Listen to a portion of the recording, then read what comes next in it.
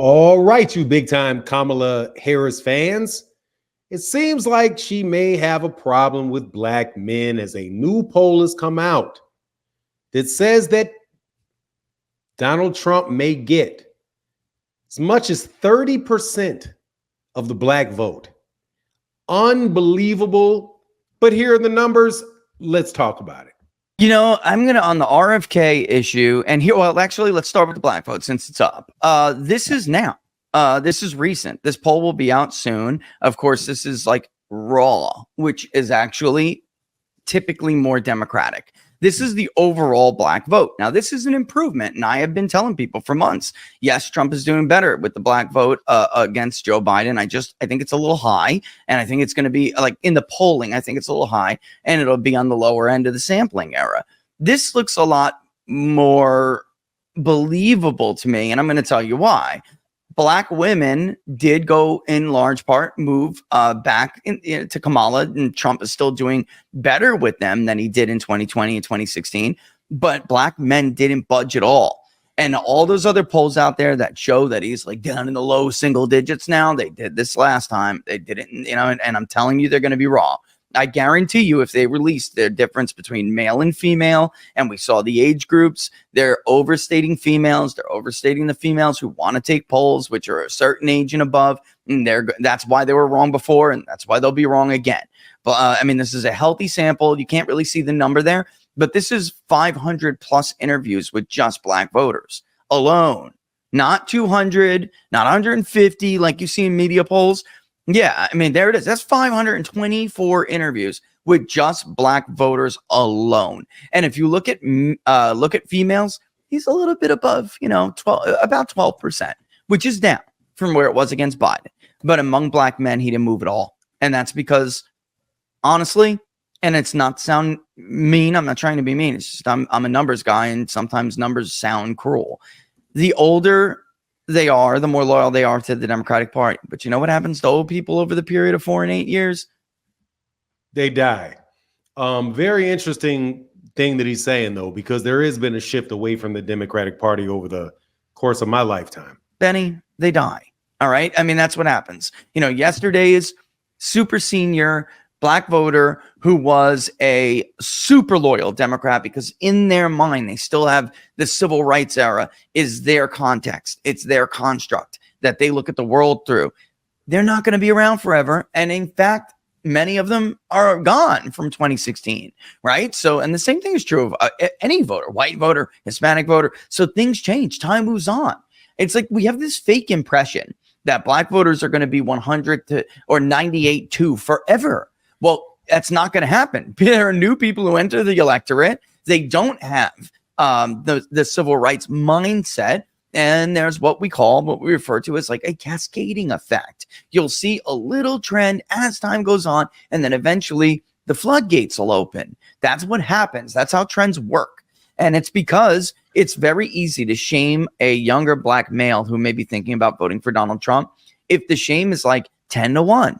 But it gets harder when it's 8-1, and it gets real hard when it's 6-1, which is the environment we're in now, where they just don't really care what their aunties think anymore, or they just won't talk about it with them, but they're going to go in there and they're going to vote, and they'll tell a pollster, nah, I'm going to vote for Trump this time.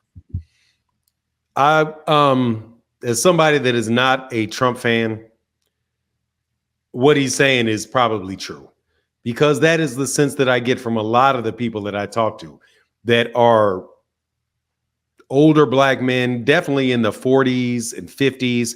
It's about evenly split between the friends that I have about what they think about Trump and Kamala. And actually, in our polling consistently, black voters have been among the highest likelihood to say they made a mistake from 2020. So among voters who did vote in 20, they're real honest, and they're like, look, I blew it, man. I was doing better. And it's about the money. It's about the economy. And it's also about immigration. They feel like that their community has been loyal to the Democratic Party for many, many, many, many years. And yet they're being treated like second-class citizens compared to illegal immigrants. And their schools are being filled up. Their neighborhoods are being filled up. And it's like, what about me? Only it's very justified. What about them? You know, what about it? So you're saying that based on your data.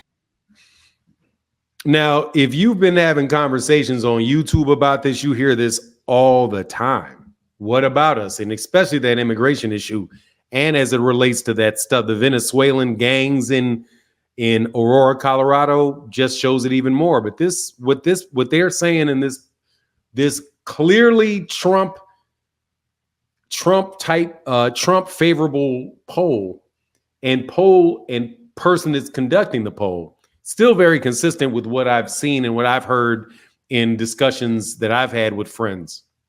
Yeah, that Donald Trump could pull over close to 30% of the black vote. Wow. I think when you look at the undecided, that's the undecided. So of those 10% that told us they were undecided, that's what happens when you lean them and you say, look, if you had to decide today, if I was like forcing you to make a decision, who are you going to go for?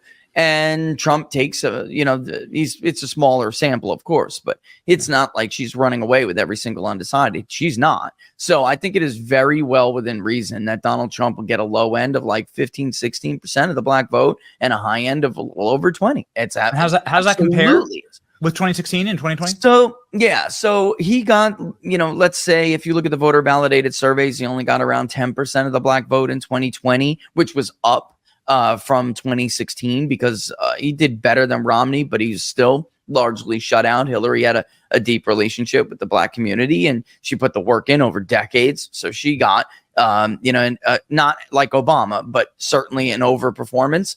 But then in 2020, you could see that cracking. And many of us talked about the black male voter, especially younger voters. But in truth, Trump did better with black women in 2022. And had he won the election, we all would have been obsessed over it, because black women voted higher rates than men.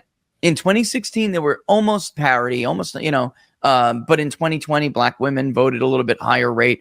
And so, obviously that'll skew the final margin if you don't do as well or if you don't budge at all. But he did. And he did do better with black women. So he was able to tick up. And just so people understand, I'm not one to overstate the black vote, Benny. Like that is not this poll. All right. Like we had him at 12%. He got like 10%. Like we don't overstate Republican support with minorities. It's not our trend anyway. It's not our track record.